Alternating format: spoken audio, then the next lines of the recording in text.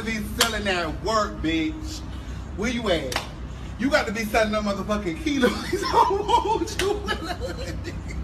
Where's the hood niggas? I'm open and available, bitch. I prefer chocolate. Oh, humiliating! This is so humiliating! My favorite basketball team is whatever NBA player I'm fucking. Deal with are the athletes. None of them use condoms, really. So if y'all really want to try to come up off a check off a man, I mean, you could just fuck an athlete. They're really dumb. So amusing when people are like, be careful of Brittany Renner. Watch out for Brittany Renner. The big bad scary gold-digging whore. I would never want my son with a girl like her. Listen, those of you who have the strongest opinions about me genuinely want me to stick my whole tongue in your ass. You just don't know how to ask for it. Ever since I ruined my reputation, I'm free to be myself. And that's really what a lot of you hate to see, because you live a lie every single day. You're settling every single day. You're miserable every single day. And here I am, 30, flirty, and thriving. Oh, you could never. You could never. You could never be Brittany Renner, babe. But you know what I love? I love that you know this ain't that and that ain't this. Because y'all know who to play with. You know what I always find so amusing? 1 hour later. A few moments later. 2 hours later. 1 eternity later. The next day. It's fine. No, I need to do this video. I don't want to.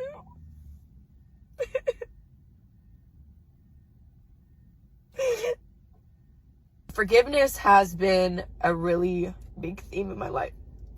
I'm gonna get through this video, but never understood when people said you forgive for you. There are a lot of people that I never even began to remotely forgive in my heart.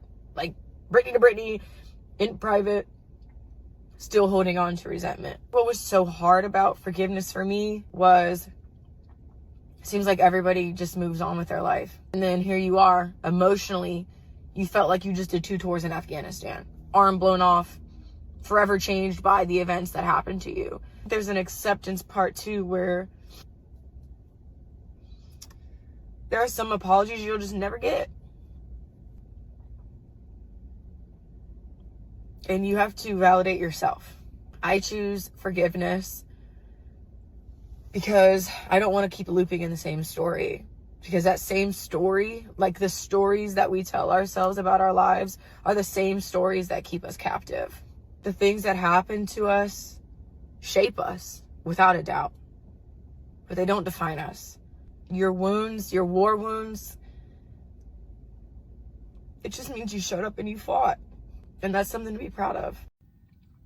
So Brittany Renner is one of black men's and white women's long-lost children who was abandoned by both parents and raised by her white maternal grandparents. Although Renner was raised in a white community, she learned early on that she could use her very light skin to attract black male ball players.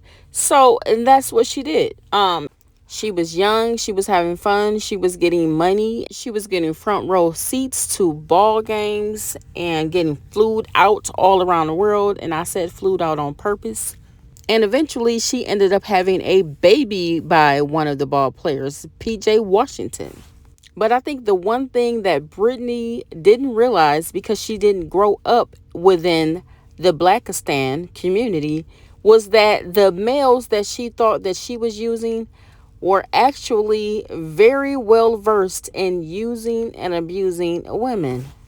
Had she ever had a chance to watch Baby Boy and many other movies, she may have known beforehand the mentality of these men. Or has she been able to be raised in a community with them? Not saying that that would have changed her approach to them, because we see how us as black women still fall victim to their deceit. But I think she would have been a little bit better equipped to understand how to deal with them.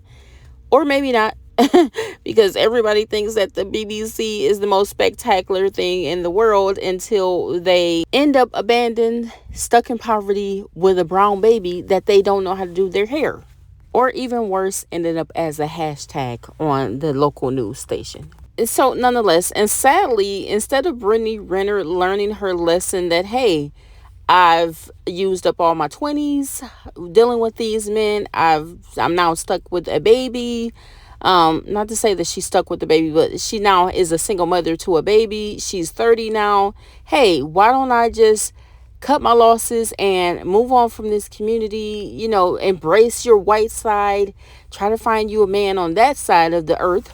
Instead, you want to stick around for more punishment. So clearly you're a glutton for punishment, Brittany. Yeah, Brittany decides to go on a world tour of different podcasts to explain why she was such a whore.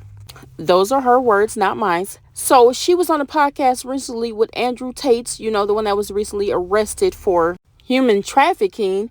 And she said, I learned something new today. I am thankful for Andrew Tate's service to humanity. I appreciate you, Just Pearly, for having me on your show. Can't wait for this episode to drop. You're thankful for his service to humanity?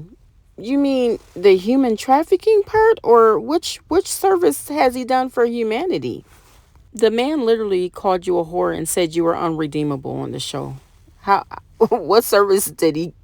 It's like, what service did Andrew Tate and Burly Pearly give to you, Brittany?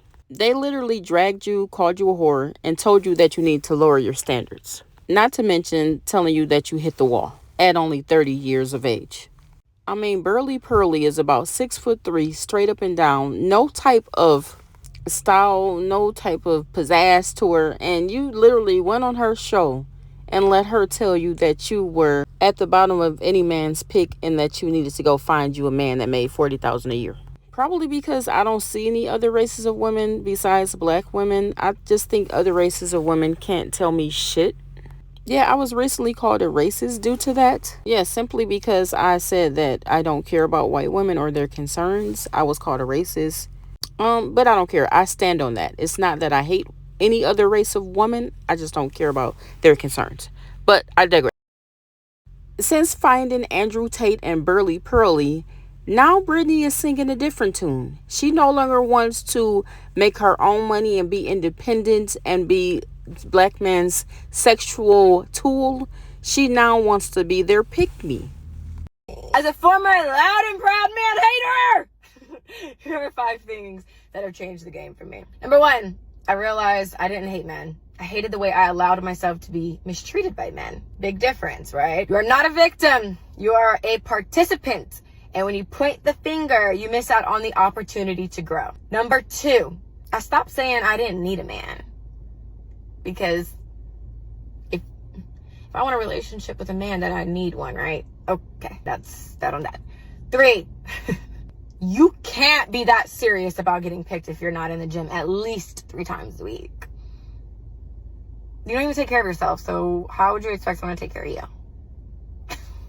Number 4, I stopped entertaining stragglers. And stragglers are guys you meet along the way that you know you're not really ever going to take seriously, but you use them for your own personal entertainment. Number 1, that's wrong. Number 2, you're sending a mixed message. Stay committed to what you want. Most importantly, number 5, accountability.